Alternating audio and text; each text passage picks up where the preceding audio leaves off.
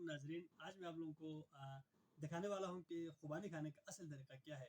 बल्तिस्तान के लोग खुबानी सातू के साथ खाते हैं। तो मैंने इधर सातू लाया हुआ, ये सातू है और ये खुबानी का फल है। इसको सबसे पहले धोकर साफ़ सुथरा करते हैं। इसके बाद इसको इस तरह से पकड़ लिया जाता है हाथ से और इस तरह से खोल लेते हैं। इसको खोल लेने के बाद इसकी जो बीज है इसको निकाल लेते हैं। इसके बाद इसके सातू लेते हैं, इस तरह सातू के साथ फिर ये खा लेते हैं। तो बहुत ही मज़े का फ्रूट है। पूरे बल्तिस्तान में लोग इसे बड़े शौक से खाते हैं। Ya, Dayan. Ini lo, kelihatan ini, kelihatan ini dulu. Ya, dia dia ya belum punya ini.